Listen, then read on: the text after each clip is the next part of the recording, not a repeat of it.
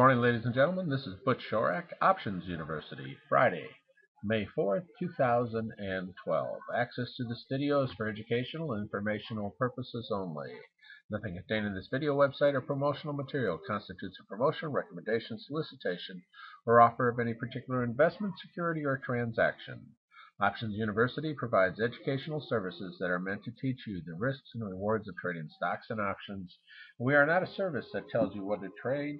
We are not implying or guaranteeing any profit. And with that, let's take a look at the economic announcements for the past week. And we see that so far in the week, we've had a pretty interesting week.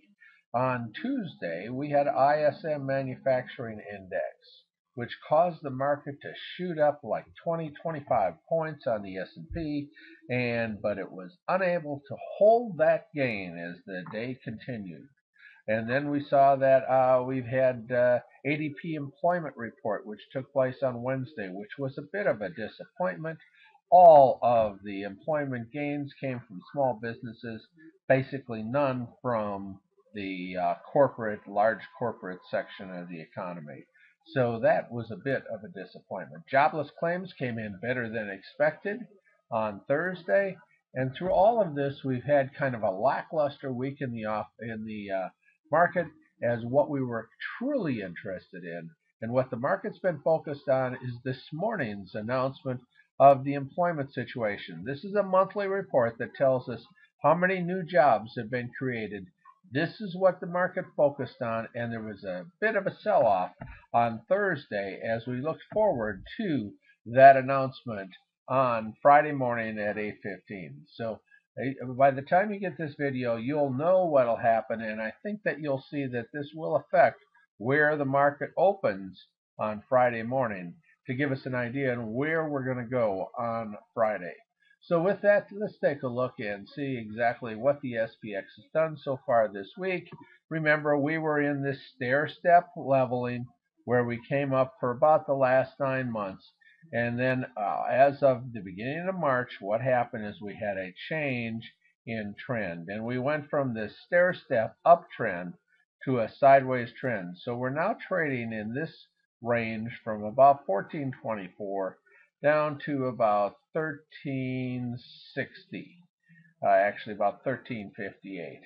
And during this time, while we've changed our trend from an upward trend to a sideways trend, we've had a bit more volatility as we see that we've had larger candlesticks during this time, and the days have been a bit more exciting. But the truth of the matter is, when we look at the entire last month to 6 weeks, it's almost out, going on 2 months now, we see that we've gone absolutely nowhere. We're in a sideways trend trading within this trading range, which for those of you that are selling theta, it works out very nice for your overall portfolio as we can capture that theta and that time decay. Let's take a look at the last 4 days. As we look at the last 4 days, we see that we sold off on Thursday in anticipation of the jobs report, the employment numbers. And you see that we almost made it down to the 50-day moving average and closed just above the 10-day moving average on Thursday in anticipation of this. The other days of the week, we had these nice gains. Notice that after the ISM report, we ended up with this big tail where we traded almost all the way up to that resistance line up there at 1417. But you see that we couldn't hold it through the day, and we ended up closing every single day. We ended up with a trading range for the week between 1406 and right there at about 1390, 1392, somewhere in that range. So there was our week that was so far. And of course, the big news we're looking for as we look forward is to that report at 8:15 on Friday morning of the employment numbers that will give us the numbers of how many new jobs were created in the month of April. All right, as we look at the Dow for the last week, we see that it also traded in that sideways trend with a bit of a pullback. And notice there was a candlestick on that big day with the ISM where it actually shot above momentarily that resistance line that we've seen formed there on the Dow trading very near the high of the year as we close out the week. And again, it will be influenced greatly by the employment numbers. But the Dow is basically as strong of an index as we have out there with its 30 stocks. NASDAQ did not reach the same levels. It did not reach the high of the year. As we see the high of the year up there, and this is trading in a little different zone down here. While it is the biggest percentage gainer for the year, it from what took place in January, February, and March, biggest percentage gainer of the year, it is not relative to itself at its high for the year. So the NASDAQ showing some a little bit of weakness relative to the Dow. And we see that it closed on Thursday right at that 50-day moving average.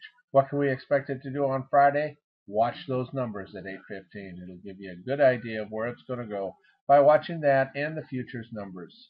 All right, Russell 2000, we see also showed a little relative weakness, trading below that 50-day moving average. And we see that the Russell has not kept up at all. There's the high for the year, which took place right there in March. And ever since that point, we have been in a bit of a downtrend on the Russell. One might call it a sideways trend, as we see the distance from the top there to the moving average is about the same as the distance from the moving average to the bottom there. So one would call this a sideways trend with a slight downtrend, getting lower highs, but not really lower lows. A little bit lower. There's a low there and a lower low there. Utilizing that line at about 785 for support. Come May, we may have issues with all of these indexes, as that old saying, it's time to go away in May. So don't be surprised if we trade in a new trading zone for the summer.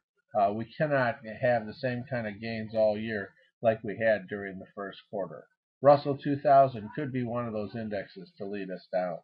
The VIX during the last 4 days we see was relatively stable, somewhere a little bit below the midpoint of our normal range where the VIX spends 85% of its time between 10, 20, and 14 down here. So the VIX is not showing us any great fear in the market. As the market goes through its sideways gyrations, the VIX is just maintaining its own in a normal, non-volatile level. As we look at the bonds for the last week, we see that the bonds basically have gone sideways, trading in that same zone that it's been trading in much of the year. And if we have a pullback during the summer, we might expect bonds might break out of this zone, going past that area of resistance indicated by the yellow box. So on a breakout, you might take a look at ways of trading the bonds. One of the ways is with an ETF called TLT. So that could provide us some potential as we go into the end of May.